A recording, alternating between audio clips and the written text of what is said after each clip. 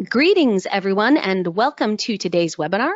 My name is Cheryl Jennison DeProza, and today I'm joined by two fantastic colleagues in our systems team, and we're going to be discussing equitable audio and video conferencing. But before we get into that, just a few items of housekeeping. This webinar is being recorded and will be available for on-demand viewing. It takes us about a week or so to get it edited and on the web, but once it's ready, you can find it at shure.com/webinars. That address again is shure.com/webinars, and that is a great place to go to see all of our past webinars. There's a wide-ranging archive across a lot of different audio topics, and it's also a good place to go to see our upcoming webinars. So shure.com/webinars. And then just another note on that recording, we will send an email to all registrants with that link once it's available. So you can also just be patient and wait for that in your inbox when it's ready. Second of all, as we go through the session today, if you have any questions, please feel free to type those in the Q&A section.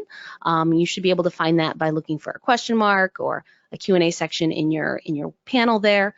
Ask as many questions you have, but please be patient because we will be answering those at the end of the session. Speaking of the session today, let's dive right in. So today I am joined by Vanessa and Devraj, and they've got a lot of great information for us today, and they are going to take us through this agenda. We're going to start with why is equitable audio so important? Then we're going to talk about designing for equity. We'll have some demonstrations where we can actually hear the differences, and then, like I said, we'll dive into that Q&A. So without further ado, let's get into it. Why is equitable audio so important? Thank you, Cheryl. So I think what we'll do before we discuss why it's so important is we'll define equitable audio, right? So let's start with what is equitable audio, right? Equitable audio is going to ensure really that same opportunity to communicate, to collaborate, to contribute, regardless of where a participant is located. So I'm actually in our Chicago office. Devraj is across the pond quite a bit in his home office. And so it's important that we're able to communicate in an equitable format. And what are the benefits of equitable audio, equitable high quality audio in conference room communication? So we know that disruptions, noises, and even struggling to hear someone is quite distracting, right? That can actually lead to negative perceptions. So among those reasons why it's important to prioritize quality audio in meeting spaces, we know that that's going to improve the productivity and collaboration overall when each person is heard and can hear equally and they feel like an equal member of that particular discussion. We know that high quality audio is also going to reduce listener fatigue and exhaustion, right? So I don't have to strain to listen. So that improves my health and well-being overall. And it's also going to do something for your business perception by clients as well. You're going to be perceived as more knowledgeable, more trustworthy, so on and so forth. And we'll talk a little bit about that on some of the upcoming slides. So today's workplaces kind of fall anywhere on the spectrum of full-time remote to full-time in office with a smattering of a hybrid approach in between. We know that companies are going to continue to offer flexible working arrangements for individuals, for their employees. And we've really gained a wealth of knowledge since the pandemic, since we were all forced to work remotely and engage in a hybrid format. So in conjunction with IDC research, Shure has found that among the challenges facing remote workers includes things like communication and collaboration struggles, right? That those were ranked really the highest. And that's not surprising, right? Additional challenges include being distracted, struggling with the technology, and also people felt that the hybrid nature of today's workplaces really inhibits that collaboration, inhibits the ability to communicate across boundaries. And really people do prefer to work remote, but they also have reported that they lack the proper tools and technology to work effectively outside of the office. Hybrid meetings themselves are a daily occurrence for many, right? Multiple times over. We know that there's a lot of pain points that are associated with really the flow of discussion, as well as becoming distracted, as we saw in previous slides. So these pain points themselves are directly related influenced, linked to the quality of audio and the communication. If you can't follow the discussion, it's difficult to know when you can unmute your microphone as a hybrid participant and share your collaborative thoughts and feedback. So audio is certainly important. Beyond the impacts on productivity, well-being, we know that audio quality, there's a direct correlation to the overall rating or overall kind of approval of the talker and of the business itself. So in a study, listeners were asked about these conference talks, they were asked about radio interviews, and what they found was that those individual sessions that had poor audio quality were actually rated lower in terms of the competency of the content, the quality of the content, and even things like intelligibility and intelligence and likability of that individual that's conveying the message. So not only is audio quality critical for the success of your person as an individual, it's critical to your message and it's critical to your business as well. And this is why we say that in AV, the A comes first. Video is always a nice to have in a collaborative environment, but without audio, we simply cannot communicate, we cannot collaborate. So if my video stayed active at this time and my audio just happened to drop, my communication to you would be over. Of course, Devraj could jump in and go through the slides with you, but unfortunately for me, communication stops. So as one of my favorite Shure colleagues says, video without audio is just really fancy surveillance. High quality audio is simply a must in today's hybrid world. And investing in high quality audio, investing in equitable audio solutions that allow individuals to communicate and collaborate across boundaries is really important to productivity. 90% of people said that quality audio would enable and encourage meeting equity. This in turn is going to improve the health, the well-being of the employee themselves. It's going to motivate your teams, it's going to improve your staff retention and lead to greater satisfaction even among your clients. So now that we know how important high quality is, how do we achieve equity? How do we achieve that high quality audio experience? How do we design these equitable meeting spaces? What is that recipe for the perfect collaboration space? I think it all comes down to quality, right? Measuring speech quality. Devraj, how do we know what is good quality? Well, there are different ways of understanding quality of audio or quality of speech. By the way, thank you so much, Vanessa, for giving those great statistics, which are important in understanding how it affects collaboration, and directly where we come from is how do we measure when it comes to speech? How do we measure the speech quality?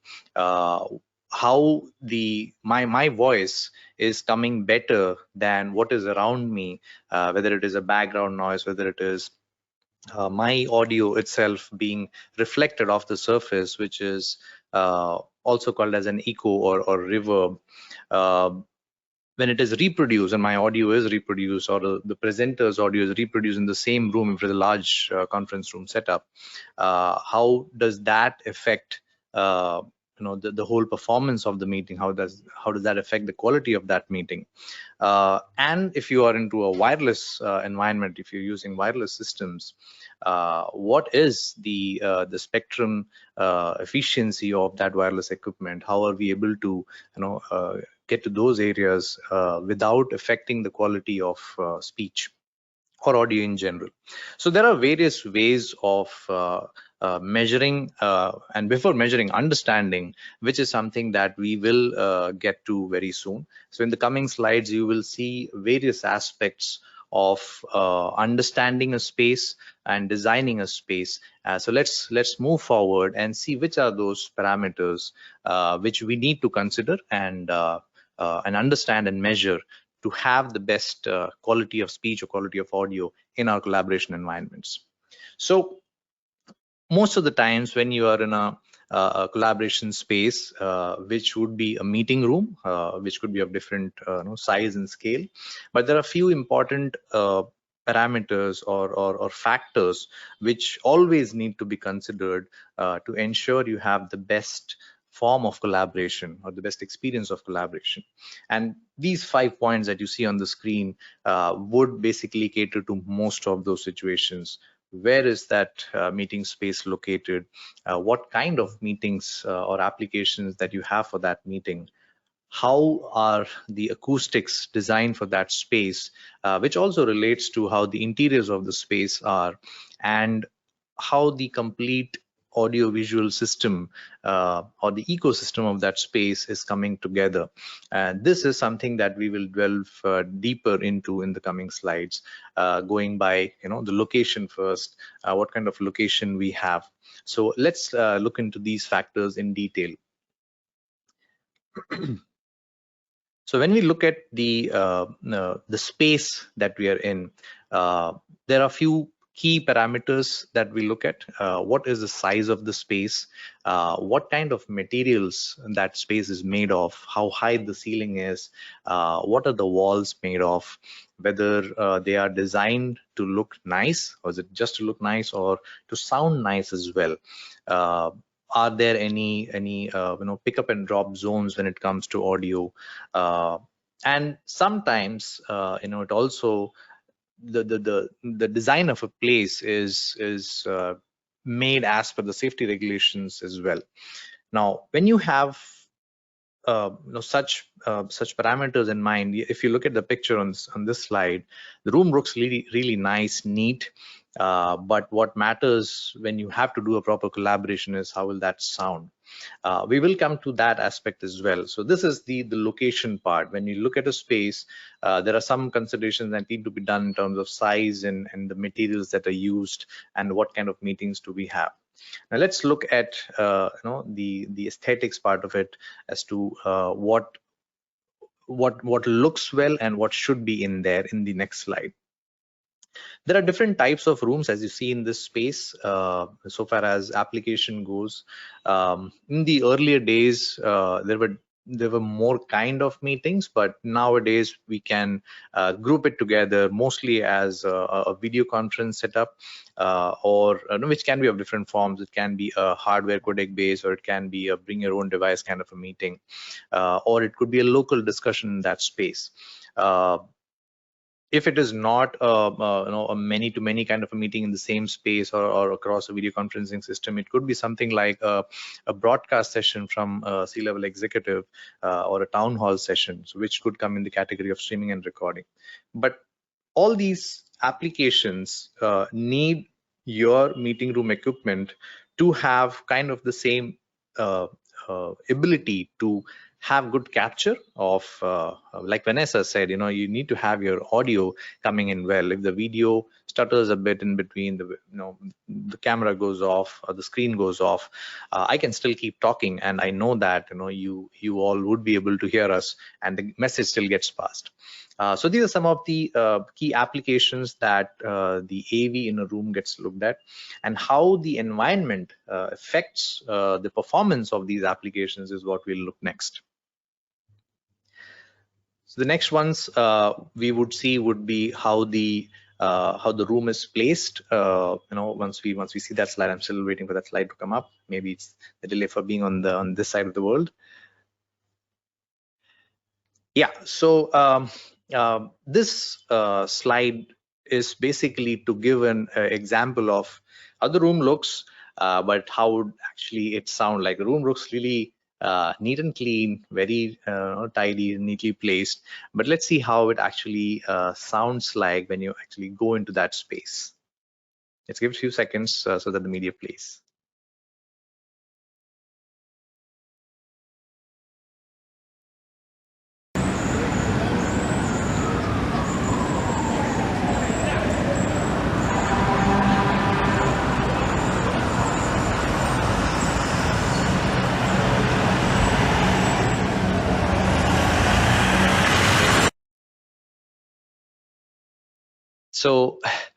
So who would have imagined that when you actually walk into that space, this is how actually that room sounded, right? Many times we get pictures of the room that, okay, you know, could you please help us with a good audio solution for this space? So, you know, now we know that we don't have the full perspective of the room without actually having, you know, having to know how it sounds like. So this is something really important because many times it gets it either gets ignored, or it, you know, the thought doesn't go in that direction. Oh, there is a lot of ambient noise, which because of we being in that space, we've gotten used to. But for a person who is joining a meeting, you know, using a virtual tool like a video conferencing tool, they suddenly get blasted with these noises. So that's something, you know, comes as a surprise in many occasions, and then treatment has to be done or measures have to be taken.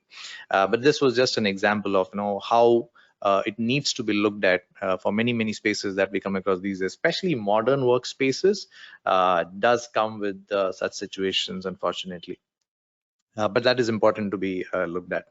So let's look at how these spaces can be made better by understanding what happens with respect to sound, how the sound behaves in a certain space. It may look all right, but unfortunately for us, you know, we don't see how sound travels in a room. That's the invisible part, right? But current technology allows us to understand and measure and correct these situations as well. There are two key parameters or factors which affect the flow of sound or the nature of sound in a place. One is the reverberation or the reflection of the sound waves in a room. Right now, in this room that you see in the picture is a highly reflective room. Most of the, you know, surfaces are glass, large surfaces. And what happens in such surfaces or in such rooms is when I speak or when any person speaks, there is kind of an in the well effect, because imagine, you know, a pebble being dropped in a pond, and the way the ripples travel, the ripple goes in one direction, hits the edges or the bank, and then it, you know, comes back and then it starts mixing. Something like that actually happens with sound waves as well. And that is something which affects intelligibility. It would sound, you would be able to hear each other, but the intelligibility goes in such a way that it brings in fatigue. So people would not be able to sit in that kind of a meeting environment for a long time. You know, in few minutes they will start getting tired, and this kind of amplifies when you have to do it over a video call, because there is a lot of thing happens over the audio chain. It gets into the codec has to compress it, sends it to the other side, decompresses it. So a lot of things change, and the audio does not remain as natural as it should be. The other major factor which affects audio in a meeting space is the ambient noise level, right? Ambient noise could be something that you would have not noticed when you were when you were sitting in that room, because you got used to the space, and you did not think that, okay, no, something else can pick this up, because over a period of time, you know, your brain kind of made you get used to it.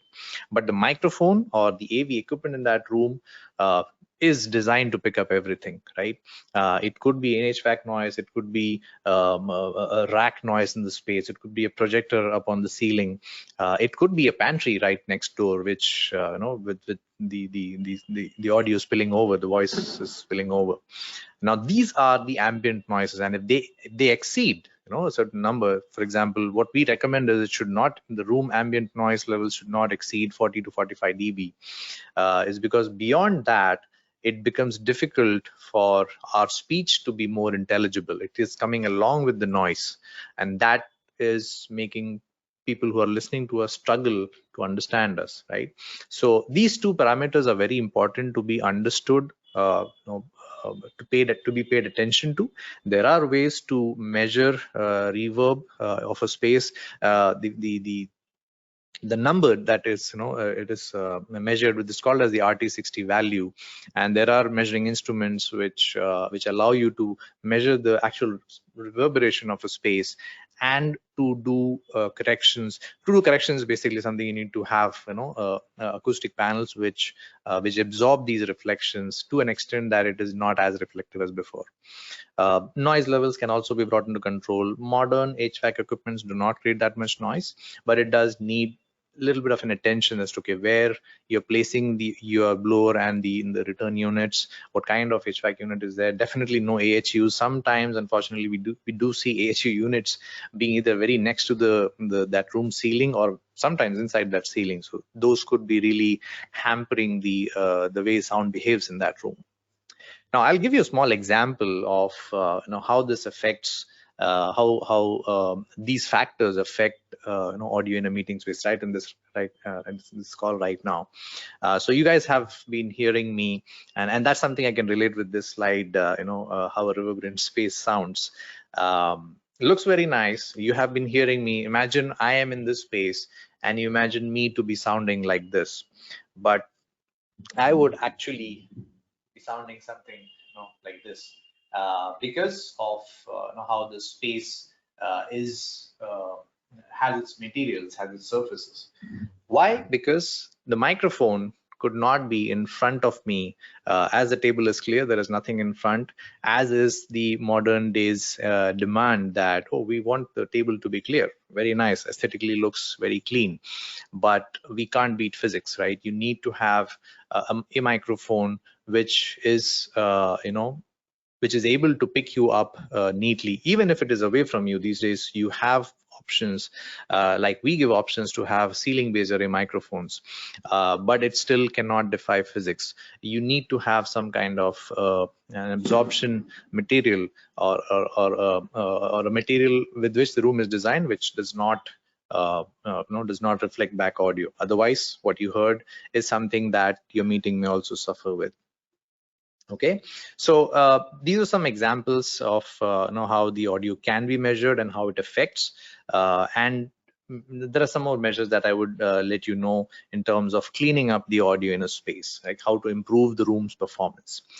Number one, the acoustics is something that I already mentioned. It is always good to have some level of good acoustic materials. There are modern ways to do it, to finish your interiors, to place either the acoustic ceiling, or sometimes called as baffles, or to have treatment on the walls, which basically help you not have this reflective surface. So it kind of is a good marriage of aesthetics as well as good acoustics.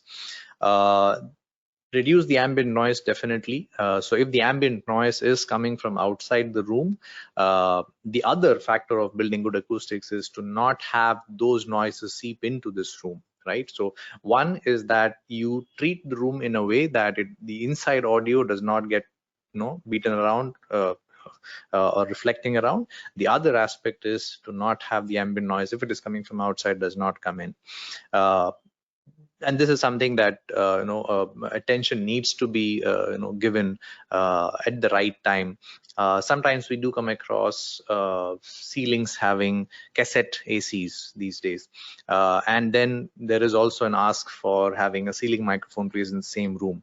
So how do we manage that placement? It is possible with the right planning at the right time. It is possible to have both. It's just that if the timing is right, the AC units can be placed in the right place, the microphones also can be placed in the right place, or any audio equipment, including the speakers, can also be placed in such a way that they do not disturb each other and they do not get disturbed with each other, right? Beyond which, technology also allows correction of any further seeping in of audio, if at all it is happening, or noise that is happening, which is part of the digital signal processing, or DSP, which fortunately is built into our products as well. So it is not just offering we are not just offering a microphone or an audio solution, but it is also coming in with a processing solution which is designed to cut out most of the standard known noises to us, which come at a standard frequency, right? So these are some ways of improving the performance of audio in a room, either directly or indirectly. Okay, so let's move on to see what else we can do to have a better experience when it comes to audio in a space. Now, when I began with my first slide, this is one of the factors we spoke about. How does the interiors of a room play an effect? So we discussed the materials inside. We discussed the ambient noises and how those can be corrected, how the sources can be placed, and at the same time, what kind of seating arrangements have been considered, and also, where, how is the orientation of the participants going to be in that room. That is also important to have the right approach towards how that audience is going to have a good good quality audio for the meeting, especially when you have to have a flexible seating space. This again is important to have planned well, because especially if you're going with a let's say a non-table based audio solution or a microphone solution, it is always important to have the seating layouts being shared with your solution provider, so that they or us, we can help give you the right placement for the microphones, where it should be placed on the ceiling or on the wall, so that whatever is the orientation of the seating for the participants, they are always picked up correctly, and they always have the flexibility. And actually, we can avoid technology coming in their way. They can just walk into their space and just start doing the meeting. So these are some of the areas, especially regarding audio, that needs to be considered to have the right experience, when it comes to whether an in-room, audio reproduction, or the audio to be sent over a collaboration tool like a video conferencing system. Okay, so those were some of the key factors which help you understand and define a space to help your user get the right experience. Now, all of these factors, when it comes to interfacing, right?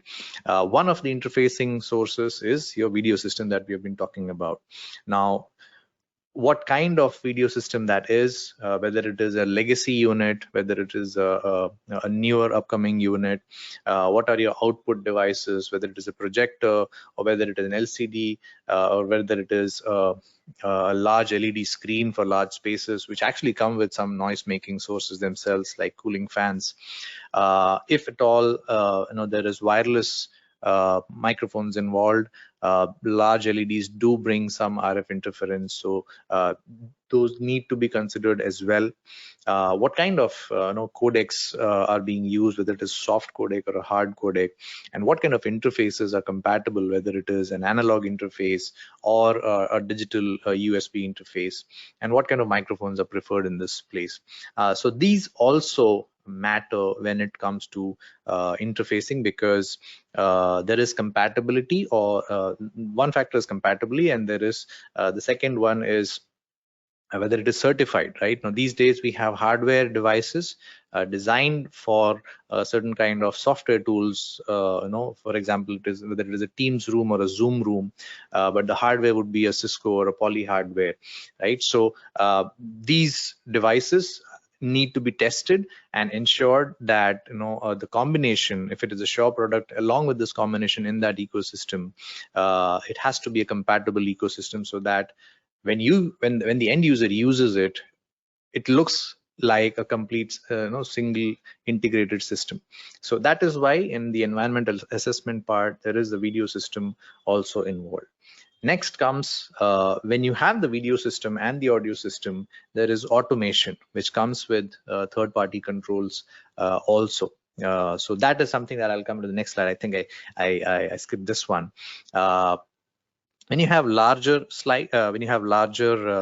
participants in a space, the sound needs to be reproduced, whether it is a handheld, a lapel microphone, a headphone microphone, or even a ceiling microphone.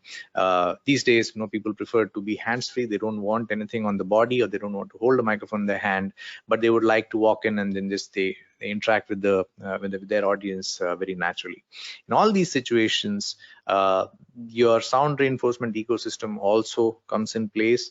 How your speakers are placed, whether they are front of house, whether they are on the ceiling, whether it is what kind of system do you want, whether you want something which is flexible, which can be taken to another space where you don't have an AV rack. So that's where the discussion of conference systems come in place.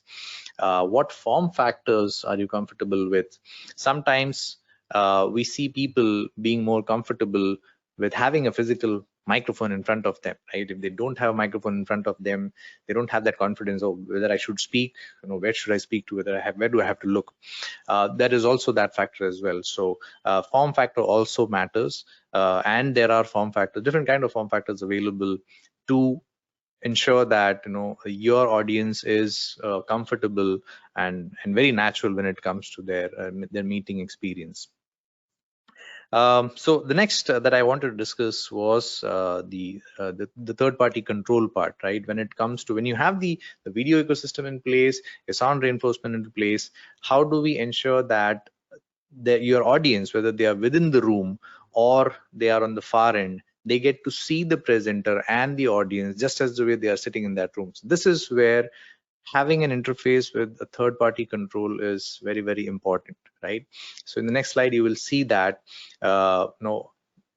if I'm a person, let's imagine if I was a presenter sitting in a space like this, a large meeting room. It can be U-shaped, can be a training space, and if I'm standing on one corner, now people sitting at the far end of that room would like to see me in a bigger frame, or people sitting at on the other side of the video conference call would like to see me in my lifelike size, right? That's where they'll see my body language, etc.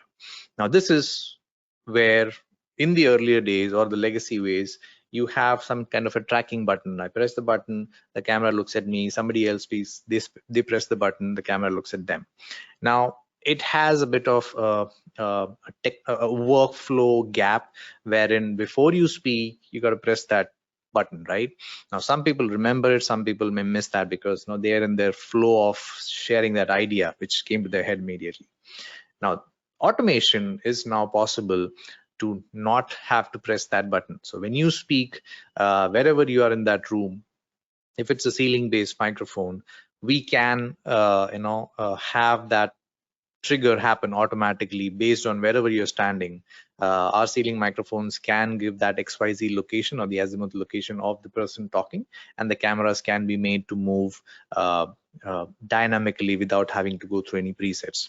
Now, having said that, it is not just available on the ceiling microphones, whether it is a discussion system, whether it is our wireless microphone systems on the table, any kind of microphones which goes into these kind of conference spaces.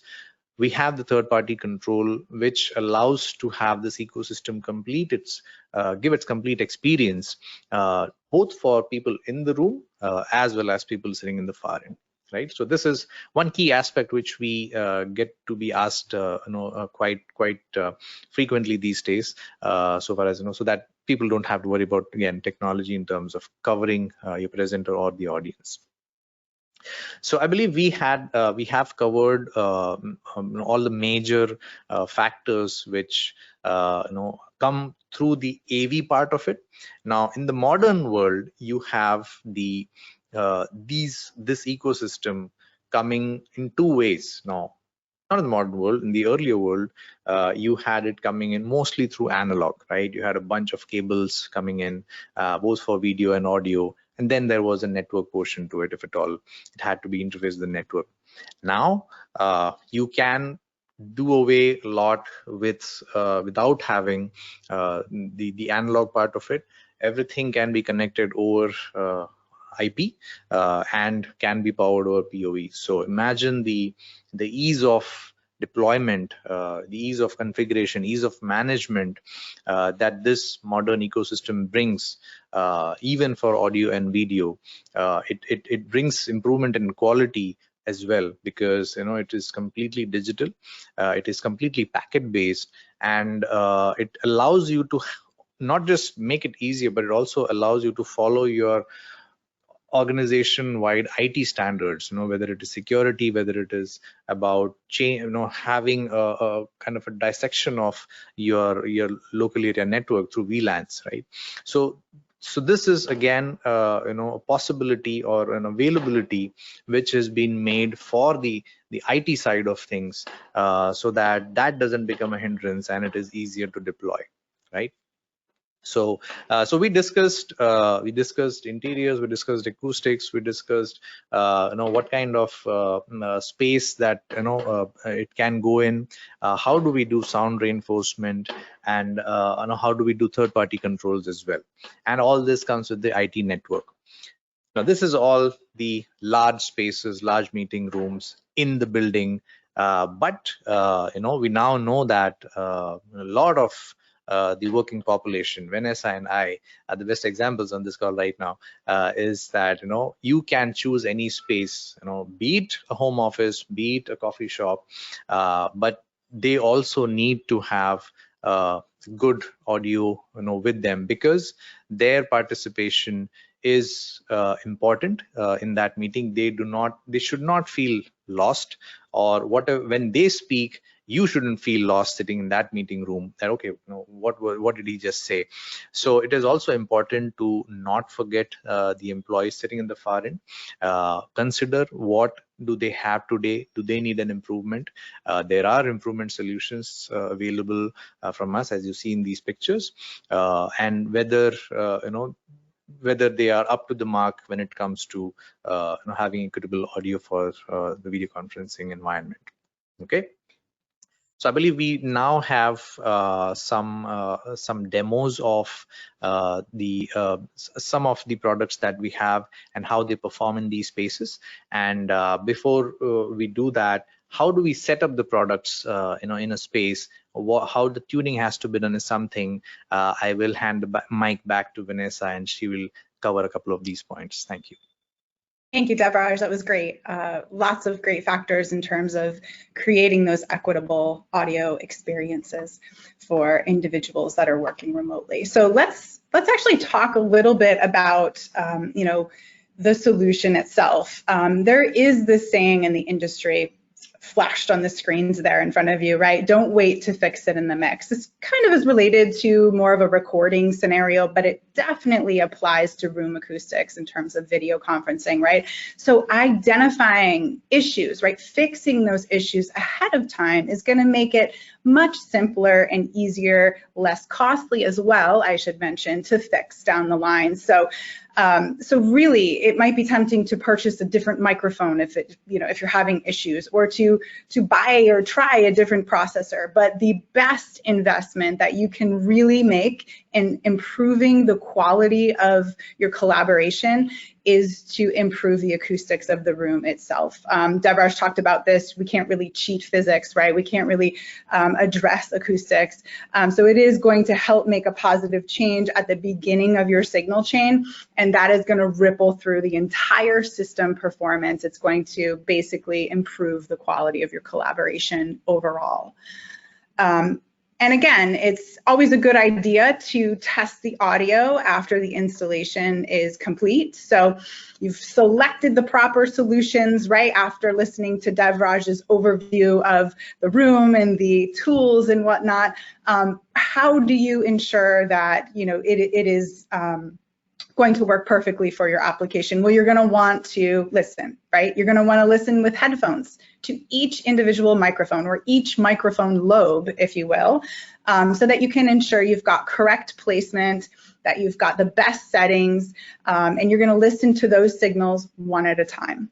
One at a time before there's any type of processing or any mixing or anything going on. That's really key. So very important reminder, after everything is set up, you can also then do a quick test call, or gather all your friends in the office and jump on a call, normal conversation levels, and just see where you're at, see how it is, and just ensure that you've got very intelligible, clear audio for the near end and for those on the far end as well.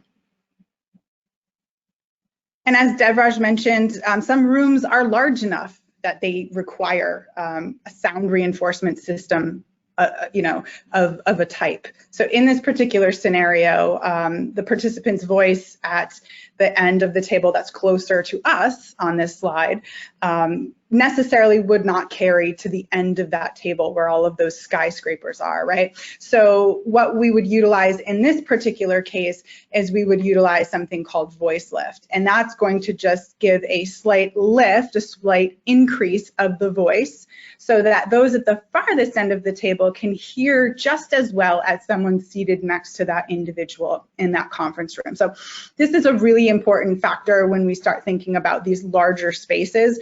There is a lot of planning required. There's proper planning required for any type of AV system, but definitely want to make certain that you contact Shure or contact your integrator or consultant to plan for this type of system so that you can ensure a successful deployment. It's just one way that you can, again, ensure that everybody is heard and can hear in these types of meeting room spaces. So how about we get into some audio?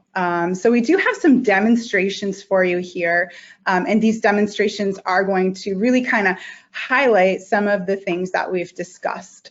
So the first example that we have for you here is actually a video with a gooseneck microphone. Now, gooseneck microphones are great solutions. They have a lot of use cases, if you will, but we know that individuals are also human, right? A lot of people will sit back in their chair, they'll talk to a colleague. In this type of video, this type of solution, while it might be great in some instances, we're going to listen and hear what the experience might be like for someone on the far end. I'm more relaxed and will talk to you like I would during a normal conference call with my friends and colleagues around the world. Did you know that in the 1950s, Shure released the first wireless microphone system called the Vagabond, which was powered by 2 hearing aid batteries? Do you have any interesting Shure facts for us? Yes, indeed.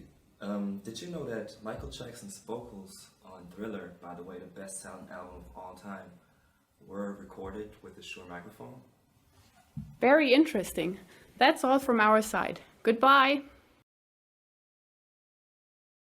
Yeah, so in that particular example, we could hear them, even though the microphone was not necessarily facing that one talker, but it wasn't quite as intelligible or clear as it could have been, right? We were really kind of straining to listen.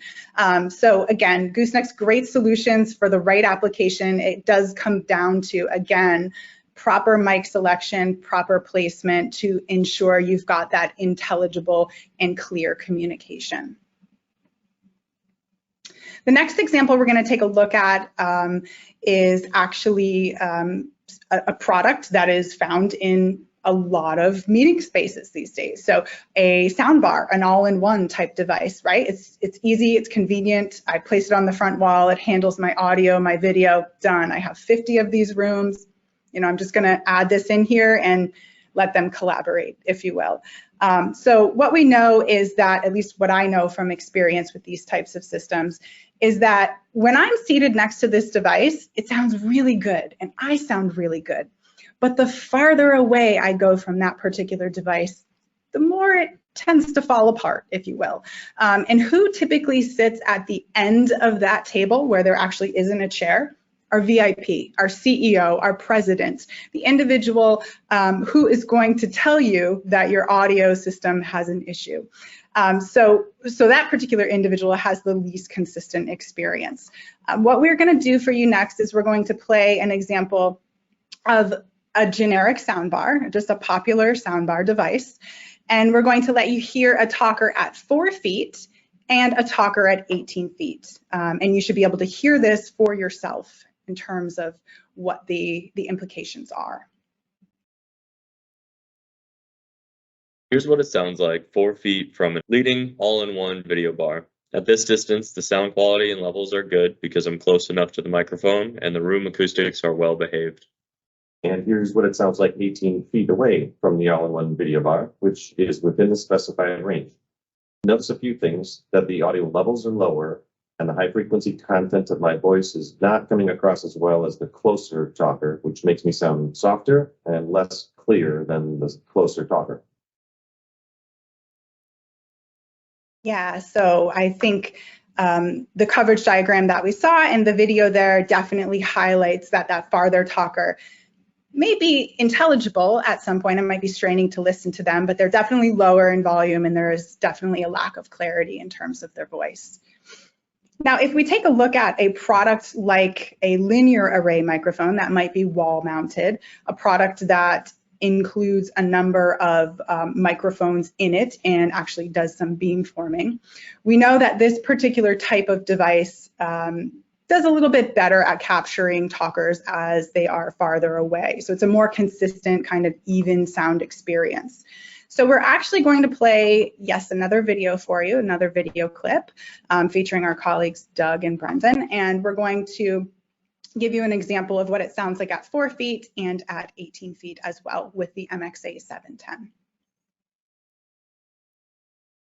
Now, instead of an all-in-one bar, we will listen to the Shure MXA 710 4-foot linear array. This is what it sounds like 4 feet from the MXA 710. Notice at this distance, the sound quality and levels are good because I'm basically very close to the microphone. And I'll talk from 18 feet away from the MXA 710. The Shure array has many more microphone beamforming elements for better distant voice capture quality. Compared to an all-in-one bar, a dedicated mic array can achieve better quality pickup at a longer distance, achieving better audio equity for everyone in the room. So the next example, really the last example we have for you here, is a ceiling array microphone. So a product like our MXA 920. And that particular device, right, we're locating it closer to our talkers, right overhead, all of our individuals. Everybody's a little bit more equidistant to that particular device. And we're able to get, again, a very consistent, equitable audio experience as well. So I'm going to mute my microphone and we will play this with the same talkers at 4 and 18 feet. Now we will listen to the Shure MXA 920 ceiling array placed about 6 feet ahead of the room's display. This is what it sounds like from a close distance at the head of the room. The sound quality and levels are good because I'm fairly close to the microphone, even though it's in the ceiling. And I'll talk from the end of the table through the MXA 920. Compared to an all-in-one bar, a ceiling mic array can achieve better quality pickup for all talkers, whether near or farther, achieving better audio equity for everyone in the room. And here I'm talking again from 4 feet away. Notice that in comparison to an all-in-one bar, the difference in near versus far talker quality and level is not as drastic. No matter where you sit around the table, a ceiling array can deliver very even coverage for all participants. Awesome. So just a couple quick examples of the way the right product, the right tool can allow for more consistent audio quality from all of your talkers at the table, thus improving your your audio equity. On the next slide, we're going to talk a little bit about camera tracking here, and there's a brief animation that's going to play as we talk through this, but Devraj mentioned the use of third-party solutions, camera tracking. This is a really important solution. We know that our MXA 920 ceiling array knows exactly where our talker is located. So for us, we can get those precise talker locations, multiple of them, the X, the Y, the Z coordinates of that talker indicated there in orange, and we're able to send that information to a camera system so that it can also put the video directly on our talker. So this is really taking the equity a step further, if you will. So not only can we hear our talkers very clearly and consistently, regardless of where they're located, especially in this larger conference room environment, but we're able to see them too. And all of this is happening behind the scenes automatically and is utilizing the technology built in our array microphones. So a great way that we can kind of enhance that equity even more and have a great impact on the video performance of that AV system. And as Devraj mentioned earlier, there's a lot of different mic solutions available that are going to be may be the right tool based on kind of your needs assessment. So from wired analog tabletop type devices to digital wireless devices in a smaller boardroom or even a larger ballroom or NPR type space. There's a lot of solutions available out there. We also have solutions including our digital networked array microphones, our Microflex ecosystem products, which are again going to be able to provide great consistent audio as we saw in the previous examples, and also enable that video or camera tracking type scenario as well. And just as a reminder, the latest member, the newest member of our Microflex family of solutions, the MXA 902, recently launched at InfoComm back in June. This enables equitable audio in your meeting spaces. This product is an all-in-one. So it has a microphone array, a speaker, and DSP all in one. So this brings that audio experience, that same experience that you might have from an all-in-one device, closer to your talkers at the table, so that not only can everybody be heard, they can also hear quite clearly, and enables them to engage in equitable conversations and collaboration. And Shure works with a variety of partners. Our goal really is to make every room sound extraordinary. So in conjunction with our ecosystem partners that you see on the screen there, we're able to provide a complete solution, a certified, a compatible solution that can integrate into your meeting space. If you need more information on any of these particular partners, please see our website. We do have some diagrams available in terms of how easy it is to integrate our Microflex ecosystem products with these solutions. So you've got a full ecosystem, a full solution for your meeting room space. And just again, as a reminder, in AV, the A comes first. High quality audio is a critical component really of any collaboration in today's workplaces. We want to provide that clear, consistent, intelligible audio, and that's going to basically enable our equitable collaboration from employees, really regardless of where they're located. So really, by understanding the environment, the room acoustics, the importance of the application, you can achieve equitable audio in your collaboration spaces. And lastly, if you're interested in learning more, we have a conference room design basics class available through our Shure Audio Institute. And we also have the ability for you to download the complete set of research from IDC as it relates to the importance of audio. So with that, we thank you for your time today. We hope that you learned something. We certainly did. And we're happy to take any questions. All right, lots of great information, everybody. Thank you so much to Raj and Vanessa. So far, we just have one question. So if you have any questions that are hopping in your mind, get them typed in right away. The question we do have says, which tools or instruments are best to measure reverberation and ambient noise level in a space? Since I covered that topic, maybe I can mention one of those. NTI audio is one that we usually use in this part of the world, but I know there are more tools available. I don't remember the names, but NTI audio is something that comes to my mind. Great tool. Their website also shows some good videos in terms of how to use them, and what are the different tools that are used to measure reverb, create noise, how to get that together in any kind of space. It's a very portable kit that they carry. But yeah, NTI audio. Great. All right, and I think that's the only question we have. So if you do have a question that pops into your head or you didn't get it in for some reason, you can always go to shure.com/contact. Once again, that's shure.com/contact. You can fill out a form there to open up a ticket with our support team. We have a fantastic team of guys and gals and people on that team that can answer questions across all sorts of audio topics. So shure.com/contact. Oh, there we go. We got some more questions here. Is the MXA 902 system shipping now or on back order? Is the integrated DSP a P300? So it is shipping. I guess it depends where you're located, but it is in stock and it is actively shipping. We have been shipping these for quite some time since the launch of the product. We had plenty of stock.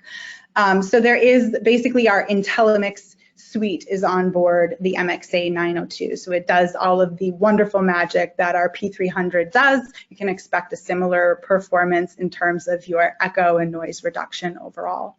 I don't know if Devraj, you have anything to add?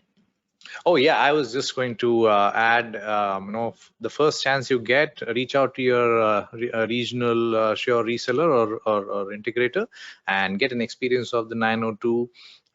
You would be surprised with the way that speaker sounds on board. So do get that experience as soon as possible. Okay.